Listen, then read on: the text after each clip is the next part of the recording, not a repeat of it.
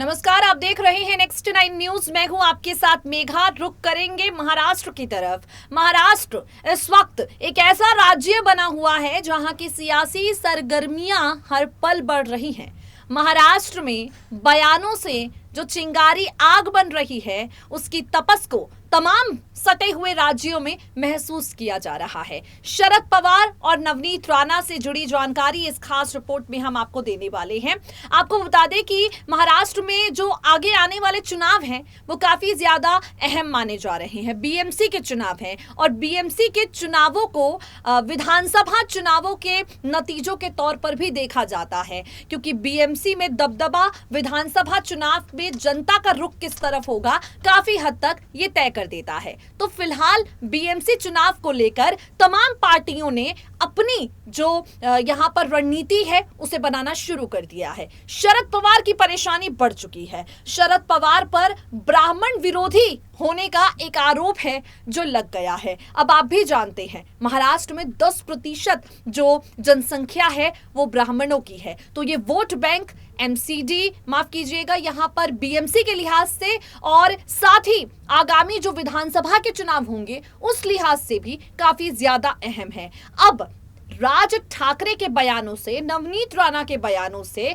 शरद पवार की छवि जो ब्राह्मण विरोधी बन गई है उस छवि को शरद पवार कैसे सुधारेंगे? तो आपको बता दें कि शरद पवार ने एक रणनीति बनाई है। शरद पवार ने ब्राह्मण संगठनों को न्योता दिया है बातचीत के लिए। आइए बातचीत कीजिए। आपको लगता है हम आपके खिलाफ हैं, लेकिन हम बीच का कुछ रास्ता निकालेंगे। तो जितने विवाद बीते कुछ दिनों महाराष्ट्र में हुए हैं उन विवादों का तोड़ निकालते हुए एनसीपी प्रमुख शरद पवार क्या कुछ कहते हैं, ब्राह्मणों को साधने के लिए उनकी क्या नई पॉलिसी होने वाली है, बीएमसी चुनाव को नजर में रखते हुए महाराष्ट्र के विधानसभा चुनाव को नजर में रखते हुए शरद पवार करने क्या वाले हैं, नवनीत राणा किस तरह शरद पवार का गेम जो है वो बिगाड़ सकती है, अपनी जानकारी देते हैं आपको रिपोर्ट में। इस रिपोर्ट को समझिए और साथ ही क्या वाकई शरद पवार ब्राह्मण विरोधी हैं? इस सवाल का जवाब कमेंट सेक्शन में अपना जवाब लिखकर हमें जरूर बताइएगा। सुनिए जरा।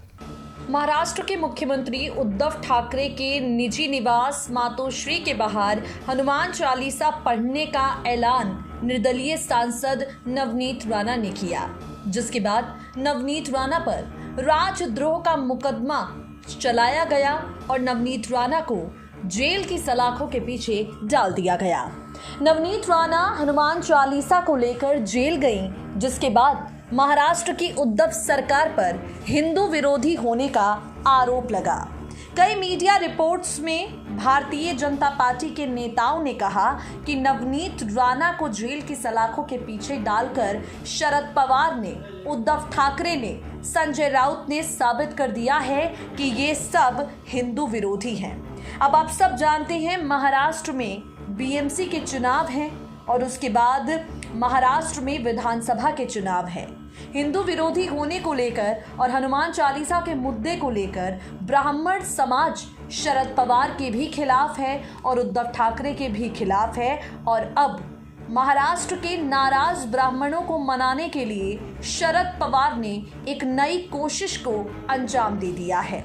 दरअसल राष्ट्रवादी कांग्रेस पार्टी के प्रमुख शरद पवार आगामी चुनाव से पहले नाराज ब्राह्मणों को मनाने के लिए एक बड़ा कदम उठा चुके हैं। शरद पवार ने महाराष्ट्र के कई ब्राह्मण संगठनों को चर्चा का न्योता दिया है। शनिवार यानी आज पुणे में 5 बजे ब्राह्मण संगठनों के साथ शरद पवार की चर्चा होगी। शरद पर आरोप लग रहे हैं कि वो और उनकी पार्टी एनसीपी ब्राह्मण विरोधी है और महाराष्ट्र में बहुजन और ब्राह्मणों में दूरियां पैदा कर रही है। राज ठाकरे सहित कई नेता हैं जो शरद पवार पर जातिवादी और ब्राह्मण विरोधी होने का आरोप लगा चुके हैं। पिछले कुछ समय से सोशल मीडिया पर भी लगातार कैंपेन चल रहा है कि एनसीपी ब्राह्मण विरोधी है।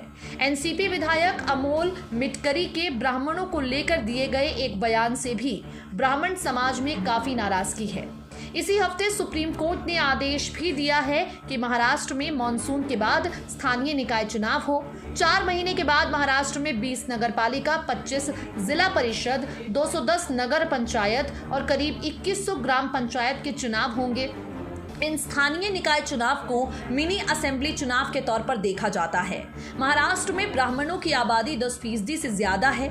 ऐसे में शरद पवार को डर सता रहा है कि नवनीत राणा को लेकर जो कुछ भी हुआ है उसके बाद ब्राह्मण विरोधी छवि एनसीपी की बन चुकी है और अगर छवि ऐसी ही रही तो एनसीपी को सियासी नुकसान उठाना पड़ सकता है। बस इसीलिए शरद पवार ने ब्राह्मण समाज की गलतफहमी को दूर करने के लिए उन्हें चर्चा का न्योता दिया है।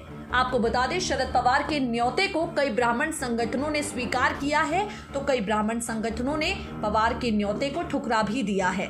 एनसीपी के पुणे जिला अध्यक्ष प्रदीप गारटकर ने इस मामले में कहा, ब्राह्मण समाज के करीब 40-50 लोग शरद पवार के साथ बैठक में आएंगे। अगर समाज में किसी वर्ग में कोई गलतफहमी है तो उसे दूर करना हमारा कर्तव्य है। विपक्षी दल हमारे खिलाफ कैंपेन चला रहे हैं, पार्टी की छवि को बिगाड़ने की कोशिश कर रहे हैं, लेकिन हम ब्राह्मणों के मन की बात सुनेंगे और ब्राह्मण समाज के मन में अगर किसी तरह की कोई नाराजगी है तो उसे दूर करने की कोशिश भी करेंगे। खैर, देखना होगा अजान और हनुमान चालीसा विवाद को लेकर जो भी नुकसान शरद पवार को उठाना पड़ा है, अब इस नुकसान की भरपाई किस तरह से होती है।